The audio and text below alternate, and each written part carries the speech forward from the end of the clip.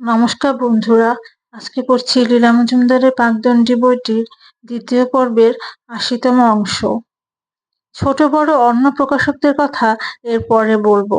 ১৯৭৩ সালের একটা কথা এখানে না বললেই নয়। সে বছর দিল্লির ন্যাশনাল বুক ট্রাস্ট কলকাতায় প্রথম সর্বভারতীয় বইমেলা করলেন। খোলা ময়দানে নয়, অতটা সাহস তখনও হয়নি। ময়দানের পাশে একাডেমি অফ ফাইন আর্টসে। আমার পুরনো বন্ধু মোহিনী রাও ওদের সম্পাদক। ভারী করিতকর্মা মানুষটি, সাদাসিধে, দক্ষ এবং বন্ধুবৎসল। তার থাকার অসুবিধা হচ্ছে খবর পেয়ে আমাদের বাড়িতে ধরে আনলাম এবং ফলে নিজেও বইমেলায় জড়িয়ে পড়লাম।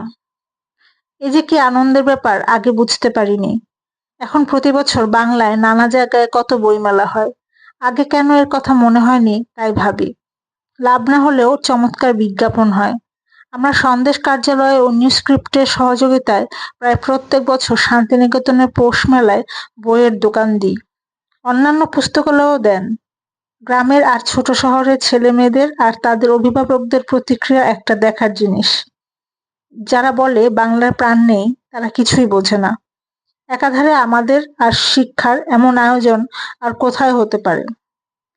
এমনি করে ১৯৭৫ সাল এসে গেল। আমরা ক্রমে ক্রমে কলকাতার পাট তুলে শান্তিনিকেতনবাসী হবার ব্যবস্থা করতে লাগলাম। ঝপ করে নয়, অল্পে অল্পে। এখন মনে হচ্ছে ১৯৭৩ সালকে অত অল্পে বিদায় করা যায় না। তার একটা বিশেষ গুরুত্ব ছিল। সে বছর আন্তর্জাতিক নারী বর্ষ অনুষ্ঠিত হয়েছিল। পৃথিবীর নারীরা নাকি এতদিনে স্বীয় মহিমায় অধিষ্ঠিত হলেন। এখন থেকে কেউ তাদের স্বীয় ন্যায্য অধিকার থেকে বঞ্চিত করতে পারবে না। মূল সভা বসেছিল আর্জেন্টিনা না কোথায় যেন। সভাপতি ছিলেন একজন পুরুষ মানুষ। অকুস্থলে রাজনীতি ঘটিত বিক্ষোভ হয়েছিল। এরা তবু সাহস করে এগিয়ে সভা করেছিলেন। ভাবলেও হাসি পায়। আমাদের দেশে সবার আগে সব মেয়েরা, তা যতই নিরক্ষর হোক না কেন, ভোটাধিকার পেয়েছিল। আর নারী বর্ষায় ১০ বছর পরেও আমাদের দেশের শ্বশুরবাড়ির লোকরা যথেষ্ট যৌতুক না পেয়ে অসহায় ছেলেমানুষ বউগুলোকে পুড়িয়ে মারছে। পৃথিবীর অন্য কোনো দেশে এমন ঘটনা হয় না। বলা বাহুল্য, আন্তর্জাতিক সভায় আমাদের প্রতিনিধিরাও ছিলেন। ভাবি, নিজেদের দেশকে আমরা কত আর ভালোবাসি না বলেই এমন হতে পারে। দেশকে ভালোবাসি না, ধর্মকে মানি না, সৎ সৎ বিচার হারিয়েছি, নীতিশিক্ষাকে বিদ্রূপ করি, স্কুল পাঠ্য থেকে তাকে তুলে দিয়েছি। বিধাতাকে ভক্তি করি না, দয়া, ক্ষমা, ত্যাগ এসবকে দুর্বলতা মনে করি। লোভ আর ভোগ ছাড়া সব ছাড়তে প্রস্তুত। তাই আমাদের সুন্দর দেশের এই দশা। তবু মনে হয় এসব ক্ষণিকের, কেটে যাবে। আবার সুবুদ্ধি হবে, আবার মানুষ হব। আরো আলো আছে দিগন্তের নিচে। নারীবর্ষ বলতে এত কথা বেরিয়ে এলো। প্রতি বছর যেন নারীবর্ষ হয়।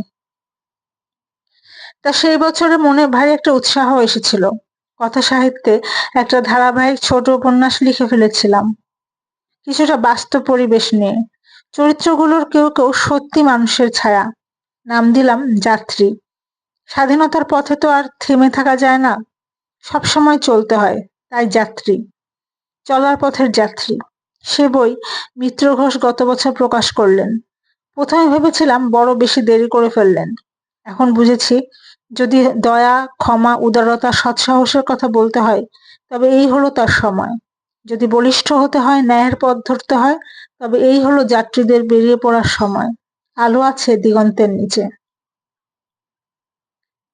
মনে আছে ওই বছর রবীন্দ্র সদনের বিশাল প্রেক্ষাগৃহে কলকাতার কয়েকজন উৎসাহী মেয়ে শ্রীমতী চিত্রা ঘোষের নেতৃত্বে মস্ত এক সভা করেছিলেন। সেই সভায় পূর্ণলতা চক্রবর্তী, গিরিবালা দেবী, শৈলবালা ঘোষ জা, জ্যোতির্ময়ী দেবী, শান্তা দেবী ও সীতা দেবীকে শ্রদ্ধার্ঘ্য দেওয়া হয়। তারা সবিনয়ে অল্প কিছু বললেন। শুনে সবাই মুগ্ধ। ঘরে লোক ধরে না।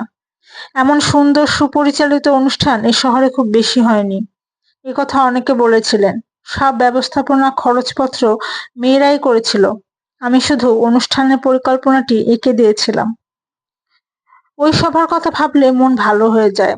এই ১০ বছরে শান্তা দেবী আর জ্যোতির্ময়ী দেবী ছাড়া সকলেই একে একে বিদায় নিয়েছেন। তাদের জায়গা কে নেবে তা ভেবে পাই না।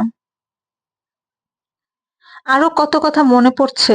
আনন্দবাজার পত্রিকায় পক্ষ থেকে বোধহয় ওই সময়ের কাছাকাছি এবং ওইখানেই মস্ত অনুষ্ঠান হয়েছিল।